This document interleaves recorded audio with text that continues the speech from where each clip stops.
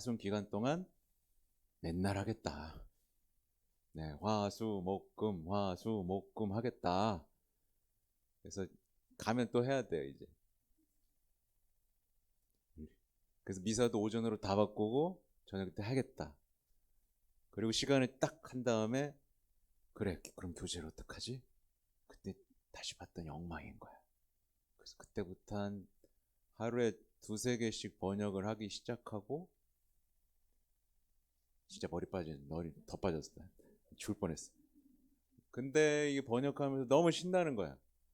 와, 이거 빨리 우리 한국 사람들한테 이 희망의 이야기들이 심어져야 된다. 정말 심어져야 된다. 여러분 이거 그냥 막 읽지 마세요. 애껴서 이게 진짜 뭐 제가 쓴 게 아니잖아. 제가 썼으면 책으로 내지도 않아요. 네. 근데 아무튼 교황님이 쓰신 거잖아요. 교황님이 하셨던 내용들이고 정말 귀중한 내용들이에요. 그래서 읽으면서 좋아, 좋아. 네. 어떤 건 또 영어로 없어가지고 이태리어로 있었어. 그것도 또 긁어다가 AI 번역시키고 하나하나 대조하면서 예. 아무튼 그러고 또 출판하려니까 이게 또 뭘 맞춰오래. 그래서 제본하려면 옆에 띄고 편집 다 해가지고 다 넣고 표지도 디자인도 제가 했어요. 쉬워 보이죠? 네, 쉬워 보이는데 뭐또 여기 두께 계산해가지고 또 늘려가지고 막 하고 그래야 돼요. 네. 옛날에 제가 현수막 같은 거 알바를 해봐가지고 네. 제가 이제 그래도 연영과를 나왔지 않습니까? 그래서 웬만한 이제 2D나 3D는 할 줄 알아요. 그래서 아무튼 그래도 소박하니 괜찮죠? 네, 뭐 이게 아무튼 그만큼 귀한 내용이고 저도 어제 올리고 나서 제가 모니터링을 했어요. 내가 이상한 얘기 안 했나? 그거 들었는데 들을만해요. 그러니까 잘 들으시면 되고 오면서도 이제 앞으로 할 내용들을 읽으면서 왔습니다. 읽으면서 왔는데 어디까지 제가 다 했냐면 이제 어디까지 했냐? 희망의 여정으로서의 사순시기까지 했으니까 이제 62쪽부터 하면 되거든요. 62쪽부터 돌아가면 할 건데 뒷부분이 더 좋아. 앞부분도 좋아가지고 엄청 좋았는데 뒷부분이 우리가 그동안 하느님께 가닿지 못했던 많은 이유들에 대한 해법들이 아주 많이 적혀 있어요. 그래서 예를 들면 63쪽에 우리의 애덕의 은총에 대한 얘기인데 여러분이 뭔가를 선행을 하고 하는데 이게 위선 속에 할 수 있을 가능성이 되게 많잖아요. 그래서 막 선행을 했는데도 나중에 뭐 누가 칭찬 안 해주고 인정 못 받고 하면 막 상처받고 막 무너지고 그러잖아요. 근데 여기 보면 이 말이 난 너무 멋있는 게 첫 번째 단락에서 밑에서 한 다섯 번째 줄 보면 우리가 무엇인지를 드러내는 것이 아니라 애덕을 통해서요. 주님께서 우리에게 주시고 우리가 자유롭게 받아들이는 것을 드러내는 것입니다. 이게 조금 어려운 얘기인 것 같지만 우리가 아주 작은 차이로 우리의 애덕과 우리의 삶이 완전히 바뀔 수 있는 포인트들을 이렇게 짚어주세요, 교황님이. 그러면서 우리가 왜 그럴 때 있잖아요. 기도를 열심히 해도 뭐가 안 되고 뭔가 시키는 대로 다 했는데 안 되는 경우도 있잖아요. 웬만해서 이 책을 통해 여러분이 해법을 어느 정도 얻으실 수 있을 거라 저는 확신을 합니다. 특히 우리 신앙이 그동안 우리 가톨릭 신앙이 한국에서요. 진정한 어떤 하나님과의 친교와 관계에 대한 얘기들이 사실 많이 빠져 있었어요. 진짜 희망 얘기, 진짜 사랑 얘기, 진짜 신뢰 얘기들이 좀 빠져 있고 그냥 열심히 해. 이렇게 하는 거야. 원래 그렇게 하는 거야. 약간 그렇고 좋은 거 있다면 다 갖고 와. 네, 좋은 거 있다면 다 갖고 와서 막 그 기도를 막 해. 근데 정작 그 기도의 어떤 깊은 의미들, 그리고 그걸 진심으로 하는 어떤 그 영적인 어떤 과정들에 대해서도 사실 우리가 그동안 이해하지 못했던 게 너무 많은 거예요. 가장 저는 대표적인 예가 아까 제가 자비의 예수님 있죠? 그거를 기도를 많이 하는데 왜 그렇게까지 기도해야 되고 왜 그런 기도문의 내용들이 왜 그렇게 적혀야 되는지 우리는 많은 경우 알지 못한 채 바친다. 그렇지 않아요, 여러분? 그렇죠? 네, 예수님의 순환을 보시고 온 세상에 자비를 베푸소서 하면서 막 뭐 그런 얘기들을 막 하는데 정작 바치면서 그 말뜻을 깊이 이해하고 진심으로 예수님의 자비에 의탁하면서 여러분 바치고 있습니까?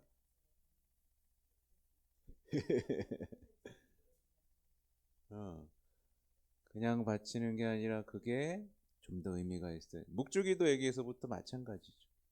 묵주기도 그렇게 제가 여기 초반에 와서 그렇게 얘기를 많이 해줬잖아요.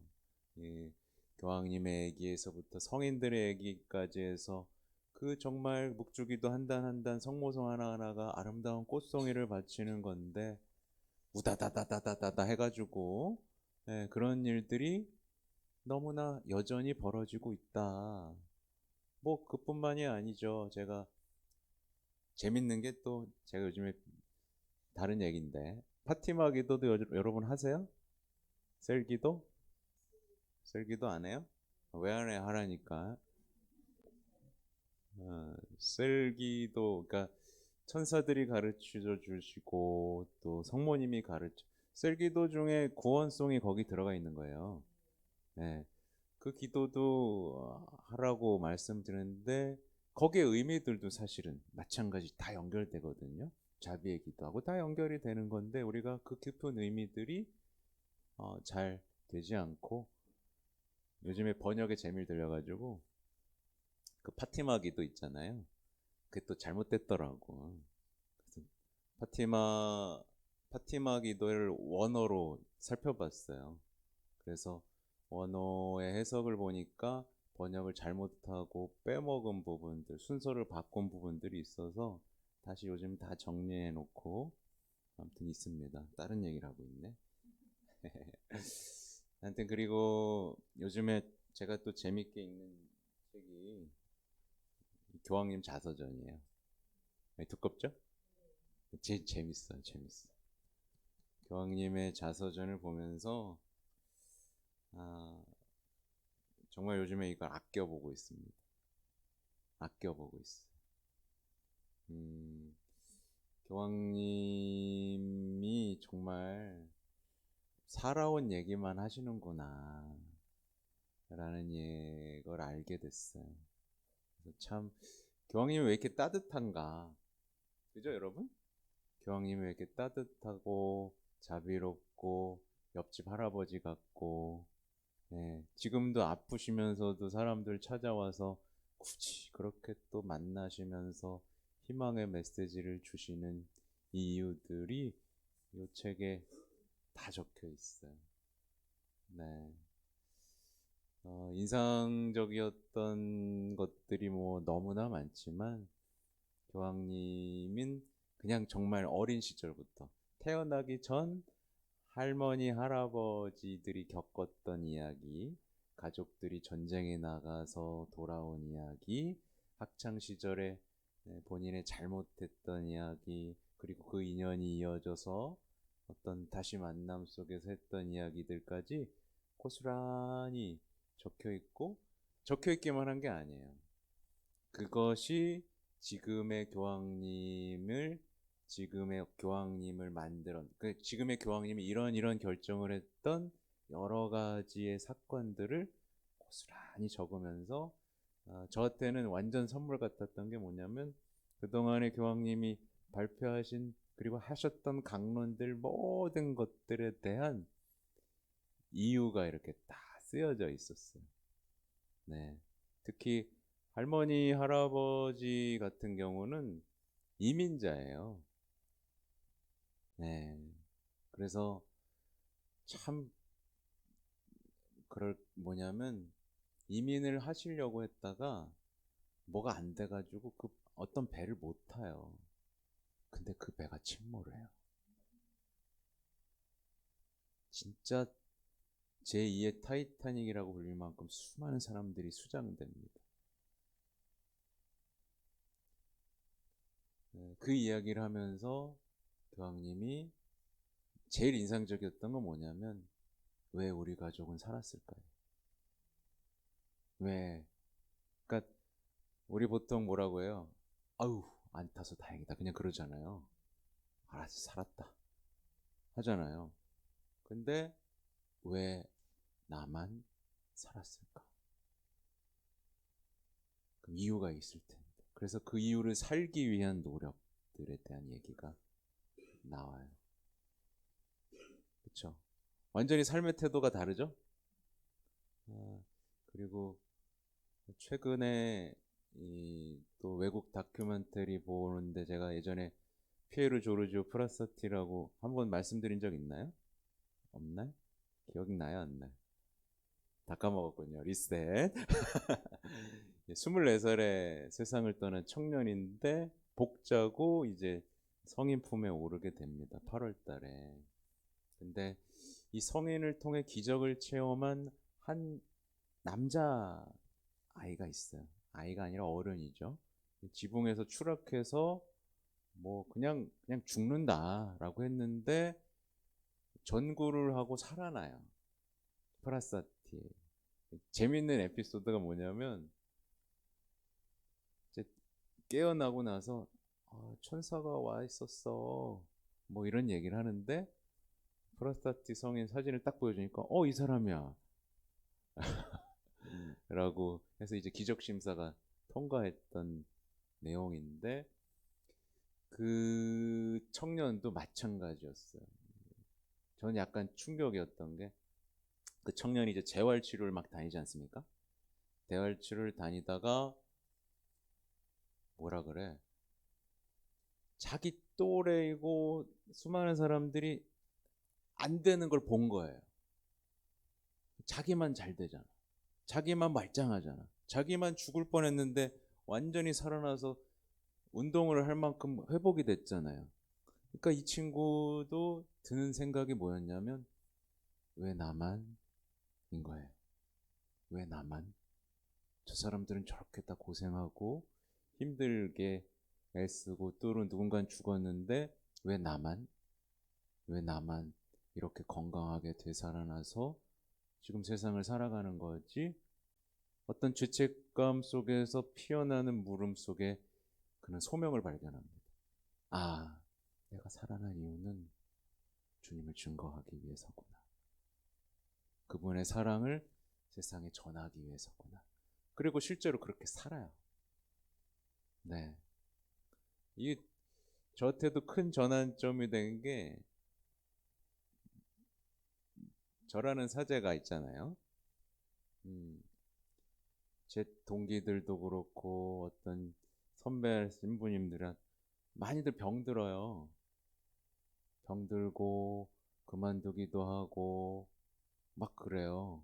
근데 예전에는 뭐라고 했냐면 에휴 자꾸 그만두고 그래 막 성질 내고 에휴 뭐 때때로는 기도를 안 하니까 그렇지 막 이런 얘기도 혼자 속으로 하고 그랬는데 요즘에 드는 생각은 뭔지 아세요? 왜 나만 이렇게 기쁘게 살지? 나만 이렇게 사랑받는다고 느끼지? 그럼 난 뭐 해야 되지? 라는 생각이 밀려옵니다. 잘 살아야 돼요. 그래서 이 시대에 정말 아름다운 신앙, 희망 이런 것들을 증거해내야 되는 사명이 있는 거죠. 그렇죠? 여러분들도 이 얘기를 들으면은 느끼는 바가 있나요? 그렇죠? 네. 어떤 사람은 벌써 죽었어야 되는데 살아있는 사람 있을걸? 그렇죠. 네. 왜 살려나셨을까? 아무튼 이렇게 이민하다가 이제 이주하다가 몰살당한 현장, 그리고 그 이주하면서 겪었던 수많은 어려움들, 이런 것들이 있었기 때문에 이제 교황님이 첫 번째로 찾아갔던 데가 람페두사라고, 정말 이민자들이 침몰해서 죽었던 장소예요. 기억나세요? 네, 첫 번째 방문지였어요. 근데 그게 굉장히 비극이었던 게, 아마 이것저것 겹쳐 있긴 한데 비극이었던 게 아무도 안 구해준 거예요. 아무도 안 구해준 거예요. 왜냐하면 구해주면 그 나라에 받아들여야 되니까 서로 다 보고만 있는 거예요. 얼마나 슬픈 일이에요. 그렇죠? 그러니까 교황님은 그 삶에서 나왔던 이야기들, 정말 진정으로 형제의 고통에 대한 공감들과 사랑으로 우리가 좀 움직이길 바랬던 거죠. 그래서 제가 첫째 시간에 하면서 느꼈던 게 뭐냐면, 여기 첫 번째 제가 읽어드릴 때 많은 형제들이 고통 앞에서 길을 잃었다고 느끼고 있기 때문입니다예요. 그러니까 우리는 보통 우리가 희망 없는 것만 생각하잖아요. 나만 살길 원하잖아요. 나만 희망하면 된다라고 생각하는데, 교황님이 이 글자 속에 남겨진 건 내 형제들이 죽어가고 힘들어하고 희망을 잃는 거에 대해서 우리가 뭘 해야 되느냐. 그래서 원래 희년이잖아요, 희년. 그래서 희년 프로그램 중엔 계속 어떤 단체의 희년이라는 게 등장해요. 예를 들면 감옥에 있는 이들의 희년 있었고요. 얼마 전에는 병자들과 어떤 그 헬스케어 종사자들의 희년들이 1년 내내 있어요. 그리고 4월 말에는 청소년들의 희년이 또 마련되어 있죠. 처음에는 이런 것들을 별로 이해하기가 어려웠어요. 어떤 맥락인지 파악하기가 힘들었어요. 이게 무슨 행사인가 뭐지? 근데 이제는 알아요. 그러니까 우리도 누군가가 다시 희망으로 일어서도록 응원해줘야 되는, 근데 단순히 힘내 이게 아니라 정말 그리스도 안에서 희망하는 게 뭔지를, 그 의미들을 찾아주고 일깨워주는 거죠. 성모 울타리 1회 우리 밀빵 보고 계십니다. 이 빵이 참 빵 잘 만들어요. 참 진짜 고소하고 맛있어요. 근데 우리 여기 빵은 내가 먹으면 아무 탈이 없어요. 그래갖고 그래서 좋은 줄 알아요. 여러분들 이 빵 한번 구입해서 드셔보세요. 그러면 아주 건강한 빵. 아이들 요즘 너무 방부제 많이 들어간 빵들 먹으면은요, 그게 이제 환경 호르몬하고 연결돼갖고 애도 못 낳는 거예요. 그 중고등학교 때 다 망치는 거예요. 이렇게 건강한 빵, 귀한 먹을 거, 우리, 진짜 맛있다. 여러분들, 1회 우리밀, 전화번호 밑으로 나갈 겁니다. 전화하셔갖고 택배 주문하시면은, 그리고 이거는 받자마자 바로 드셔야 돼요. 왜냐면, 한 2, 3일 지나고 나면 바로 곰팡이 나요. 냉장고에 넣으면 또 한 2, 3일은 또 되더라고. 냉동실에.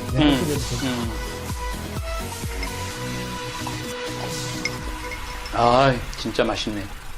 여러분들, 양산 성모 울타리 1회 우리밀 하느님께서 마련해 주신다, 그런 뜻이죠? 예. 하느님께서 마련해 주신다 그래서 1회 우리밀 빵 많이 애용해 주시기 바랍니다. 맛 좋고 믿음 가는 순수 우리 밀빵 찐